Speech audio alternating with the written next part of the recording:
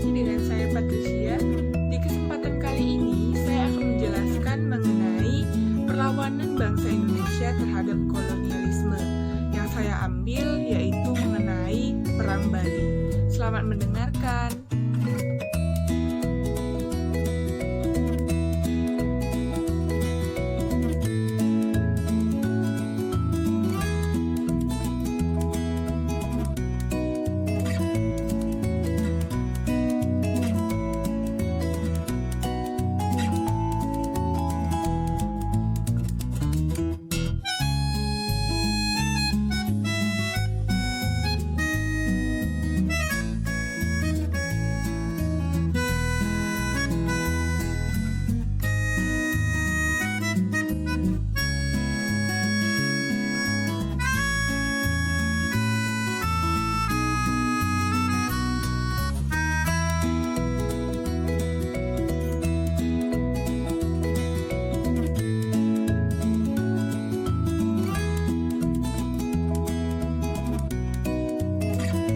Apa itu perlawanan terhadap kolonialisme?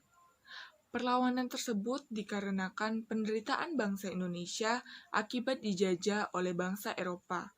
Mereka melakukan tindakan tersebut untuk mengusir para penjajah, terutama bangsa Belanda. Tindakan sewenang-wenang dan penindasan yang mereka lakukan telah menimbulkan kesengsaraan dan kepedihan bagi bangsa Indonesia. Adapun bentuk-bentuk perlawanan terhadap kolonialisme dibagi menjadi dua periode.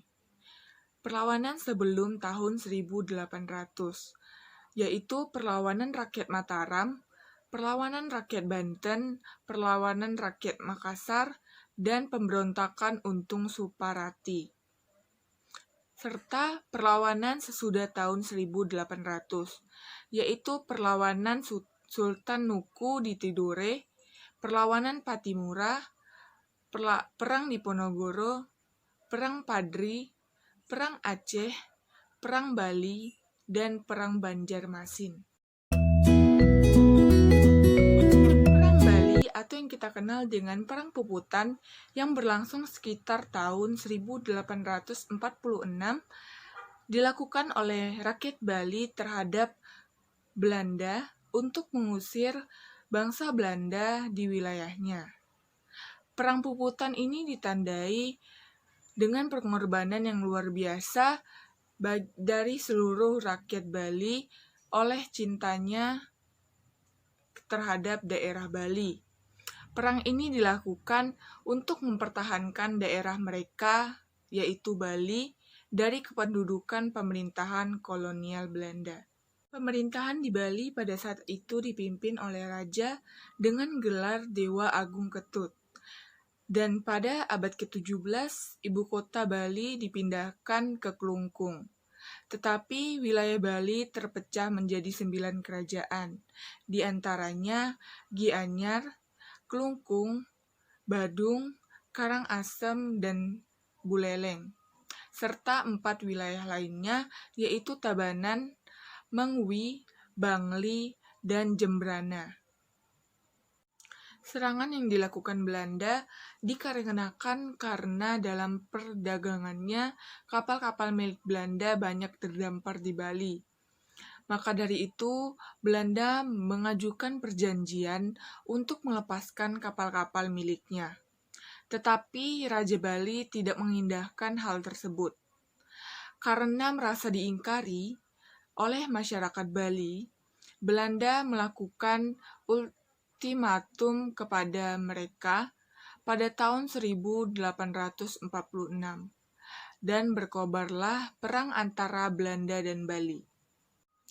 Raja-raja Bali di daerah pantai menetapkan hak hukum tawan karang, di mana Raja Bali berhak merampas muatan kapal yang terdampar di wilayah kerajaannya.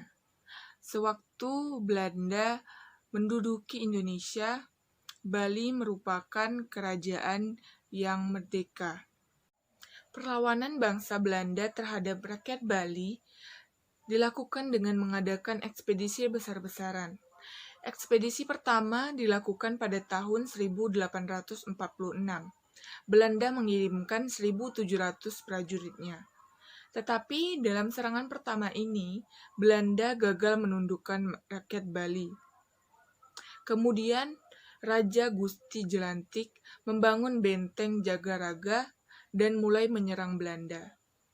Karena serangan itu, Belanda melakukan ekspedisi keduanya pada tahun 1848.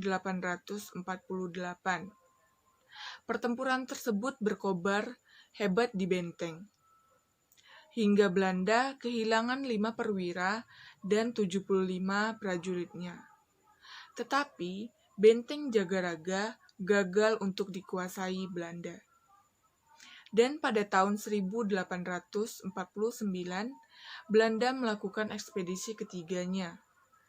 Dengan kekuatan lebih dari 4.000 prajurit dan 3.000 pasukannya, Belanda menyerang Bali.